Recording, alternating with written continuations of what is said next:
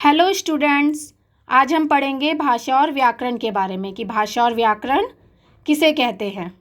सबसे पहले हम जानते हैं कि भाषा किसे कहते हैं। भाषा वह साधन है जिसके द्वारा मनुष्य बोलकर अथवा लिखकर अपने विचारों का आदान प्रदान करता है। मतलब मनुष्य क्या करता है, बोलकर और लिखकर अपने विचारों को एक दूसरे तक पहुंचाता है।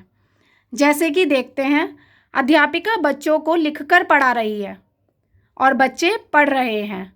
तो अध्यापिका कैसे क्या कर रही है, लिखकर अपने विचार बच्चों तक पहुंचा रही है और बच्चे क्या कर रहे हैं, पढ़कर अपने विचार प्रकट कर रहे हैं। तो यहाँ क्या है, अपने विचारों को दोनों प्रकट कर रहे हैं, तो वो क्या कहला रही है, भाषा कहला रही है। अब जानते हैं कि भाषा कितने प्रकार की होती है।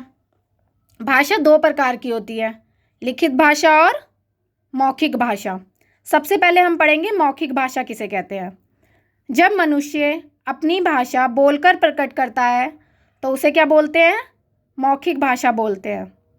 जैसे रोहन पुस्तक पढ़ रहा है, तो वो क्या कर रहा है, पुस्तक पढ़ रहा है। रोहन क्या कर रहा है, पुस्तक पढ़ रहा है, वो पढ़कर अपने विचारों को प्रकट कर रहा है। रेडियो, भाषण, वाद विवाद, ये सब क्या है, बोलकर अपने विचार प्रकट कर रहे हैं। तो ये सब क्या है, मौखिक भाषा।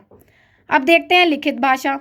लिखित भाषा, जब मनुष्य अपने भाषा लिखकर प्रकट करता है तो उसे क्या बोलते हैं, लिखित भाषा बोलते हैं। जैसे नेहा पत्र लिख रही है, तो वो क्या कर रही है, पत्र लिख रही है, लिखकर अपनी भाषा को प्रकट कर रही है।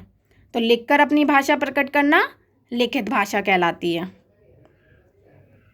अब क्या होता है, हर भाषा की अपनी अपनी लिपि होती है। तो हम देखते हैं लिपि किसे कहते हैं। किसी भी भाषा को लिखने की विधि को लिपि बोलते हैं। मतलब भाषा को लिखने की विधि, किस तरह से भाषा को लिखा जाता है, उसे क्या बोलते हैं, लिपि कहते हैं। जैसे कि हिंदी, संस्कृत, मराठी, इनकी लिपि क्या है, देवनागरी। देवनागरी तरीके से लिखी जाती है ये। ऐसी पंजाबी की लिपि क्या है, गुरुमुखी। उर्दू की लिपि क्या है, फारसी। अंग्रेजी की लिपि क्या है, रोमन। मतलब ये भाषाएं जो हैं वो अलग अलग तरीक़ों से लिखी जाती है, तो वो क्या कहलाती है, लिपि कहलाती है।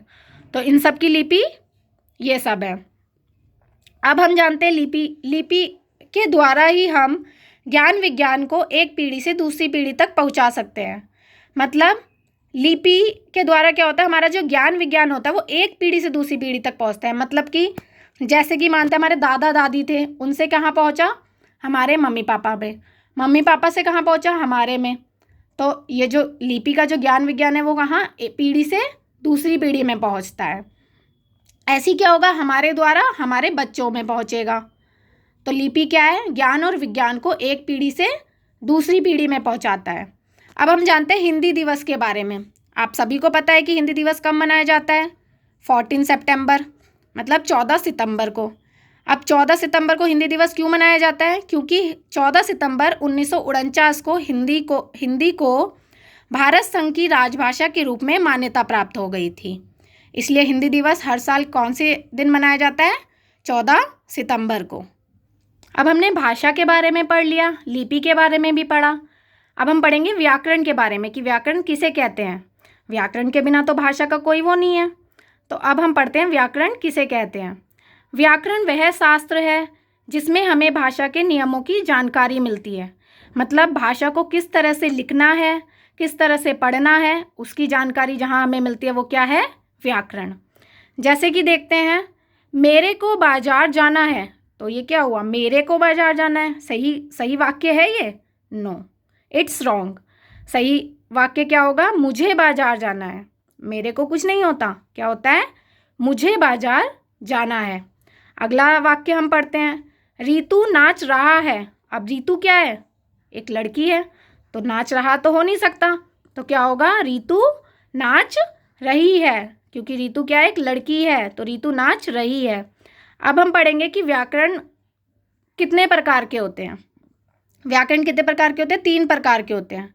कौन कौन से, वर्ण विचार, शब्द विचार और वाक्य विचार। वर्ण विचार क्या हुआ, वर्ण जैसे कि क, ख, ग, घ, इन सब से क्या बनता है, वर्ण विचार से क्या बनेगा, शब्द बनेंगे।